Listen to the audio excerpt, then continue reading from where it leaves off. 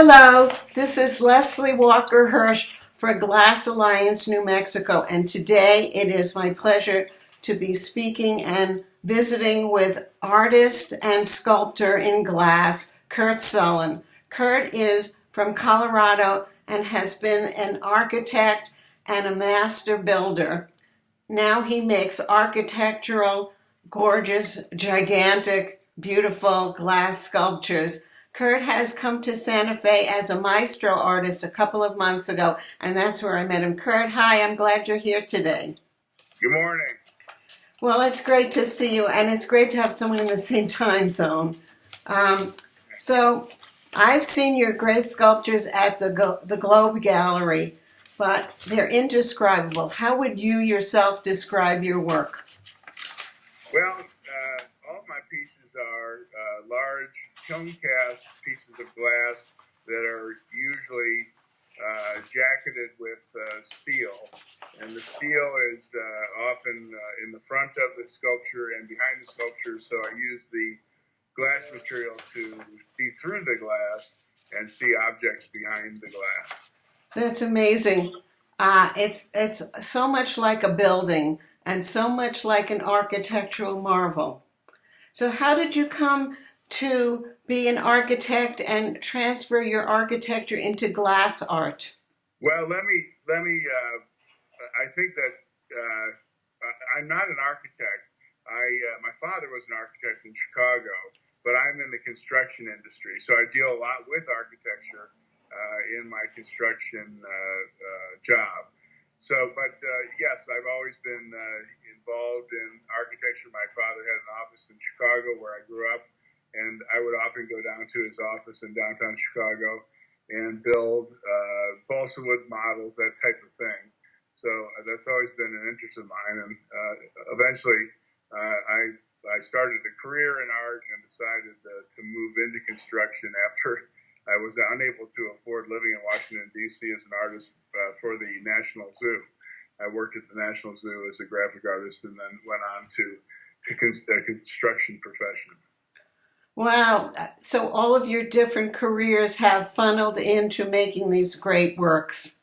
That's right. It's all, everything has influenced my work, absolutely. Now, Curt, you've sent me a photo of one of your works. Can you say why you chose that photo and what you like about it? Well, this piece is called Cylinder, and it's a large block of glass with a void in it and a steel cylinder hanging in the void. And that particular piece I enjoy. I like the contrast between the glass and the steel. Also, it was a large block of glass. I think it's about 7 inches by 7 inches by about 48 inches long. And I think it weighs, I would guesstimate about 200 pounds. And when you get into that thickness of glass, 7 inches thick by 7 inches wide, you need to cool that glass in the oven from about, it goes all the way up to about 1,500 degrees to melt.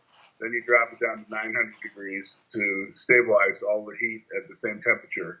Once the heat is stabilized, then you move from 950 degrees approximately down to room temperature over probably 3 months. So it just takes a long time in these kilns to drop the temperature without breaking it. And the problem with big glass cast pieces is that they often break if there are temperature fluctuations in the kiln. Sometimes the elements are firing, and then sometimes they're not firing, and so you can get problems inside the kiln that you're not aware of until you open the kiln 3 months later and see that some of the pieces are broken. So it's an involved process. Not many artists do it because blown glass, you would make the glass on day one, and you'd have it in the storefront on day 3. Typically, it's a quick turnaround, whereas cast glass, especially the larger pieces, it takes 3 to 5 months to do. Take it out of the kiln, sand it, polish it, and then put it into a sculpture, and then eventually put it in the storefront. You are a patient man. I am. And how do you move those giant things? You can't exactly pick them up and put them on your desk, can you? No. And unfortunately, a long time ago, bought a old beat up building that has 30-inch wide doors, and that's my studio. The problem with it is I can't get a forklift in there, so everything has to be hand moved about. I have myself and a couple of friends who I'm straining my friendship with because it's helped me a lot of times, and that's only going so far. But yeah, it's all handled by people, and it takes 4 or 5 persons usually to lift these things off the floor and into a vertical position. So, these are very large pieces. Most people's homes can't really accommodate that on a shelf in the living room. So they might want to put that in a sculpture garden or outside of their office building. And does that work out with them? It does. I think that most of my pieces have been outside, especially in Santa Fe, which is hot, and then it's cold at night, which is the biggest test, is fluctuations in temperature. And so far, everything's been okay. I would say, though, that the really big pieces are probably not recommended to be in the sunshine. And then a cold night, I'm not sure that's a wise idea.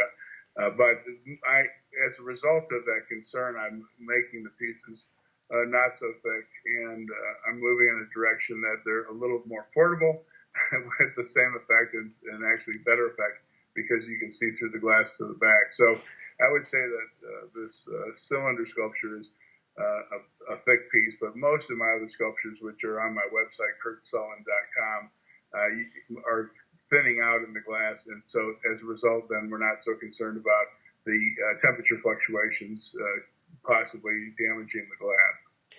Great, and I know that we can see your stuff online on your website, but also if our readers and watchers live in Santa Fe, your things are on display beautifully in the Sculpture Garden at Globe Gallery on Canyon Road. Right. It's a fantastic gallery. The owner, Steve, is very accomplished artist himself and has incredible paintings and sculptures in there. And I'm flattered, that he even considered mine. I really appreciate his taste in art. It's very contemporary, nice stuff. That's great, Curt.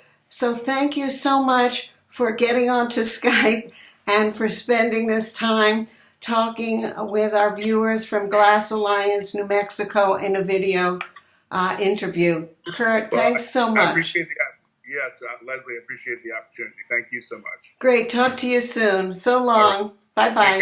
Bye-bye.